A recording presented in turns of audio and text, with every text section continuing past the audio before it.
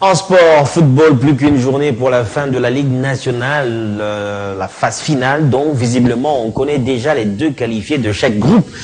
Dans le groupe A, Mazembe et Don Bosco, et dans le groupe B, l'AS Vita Club et Sanga Balende, le point avec un connaisseur du sport, notamment du football, Papi Ale.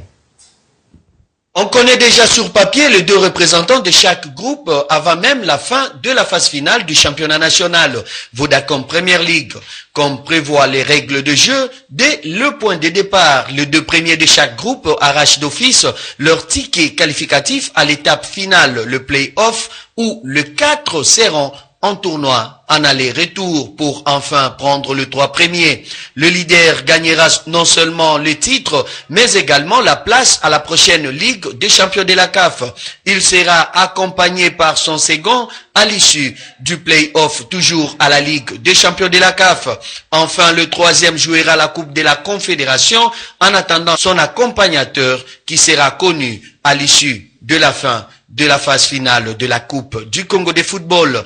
En effet, dans le groupe A, Saint-Éloi Lupopo, déjà au terme de toutes ces rencontres, totalise 29 points, mais ces deux poursuivants directs, le tout-puissant Mazembe et le cercle sportif Don Bosco, sont en ex-aequo 28 points avec un match en retard chacun. Alors le prochain adversaire de Mazembe et Don Bosco, c'est bel et bien MK de Kinshasa qui risquerait d'écoper de forfaits pour 2 matchs de suite à cause de son absence à Goma. Si et seulement si cela arrivait automatiquement, Mazembe et Don Bosco vont dévancer Lupopo. Ils auront 31 points chacun. Dans le groupe B, Sa Majesté Sanga Balende, Abangeloun et Bassantou et l'ASV Club sont d'office qualifiés avant la fin de la compétition. L'ASV Club 33 points avec 2 matchs de retard contre Lubumbashi Sport au Katanga, contre Sanga Balende à Kinshasa. Quels que soient les deux résultats, l'ASV Club termine en tête car Sanga Balende reste avec une seule rencontre.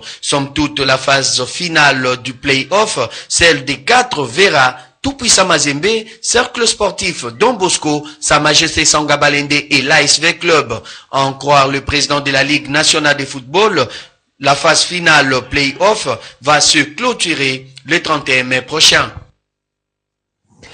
Il était une fois un missionnaire belge né en 1917 et mort en 1954, Raphaël de la Kétu, appelé amicalement par les Congolais Tata Raphaël, initiateur de plusieurs activités, notamment la construction des écoles à Léopoldville, aujourd'hui Kinshasa.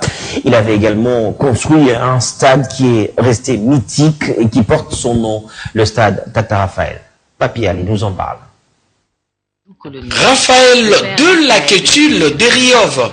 Il était un prêtre missionnaire scoïtiste belge connu sous le sobriquet de Tata Raphaël, très célèbre en République démocratique du Congo pour y avoir grandement à développer les activités et installations sportives. Tata Raphaël est le fondateur de plusieurs écoles primaires et secondaires ainsi que d'associations et d'installations sportives dans ce qui était alors Congo belge, où il vécut de 1917 à 1954. Fondateur de l'Union sportive de Léopoldville, aujourd'hui Kinshasa, après sa mort en Belgique le 25 juin 1956, à la demande insistante de la population de Kinshasa, son corps fut rapatrié au Congo et fut enterré le 28 juillet 1956 devant de nombreuses personnalités. Voilà ce temple du football quinois qui est resté mythique. Il a abrité de grands événements, notamment sportifs, où le monde entier y avait le regard fixé. Un certain 30 octobre 1974, le combat du siècle entre Georges Foreman et Mohamed Ali. Ce stade avait vu également l'ASV Club de la capitale remporter sa première Coupe d'Afrique Interclub en 1973. Il est donc resté non seulement mythique, mais également mystique pour les Banavéas. V-Club y jouera donc tous ces matchs de la phase de groupe de la prestigieuse Coupe africaine Interclub, la Ligue des champions de la CAF, qui est à sa 50e édition. Fin de cette édition d'information. Les programmes continuent sur la RTVS 1. Au revoir.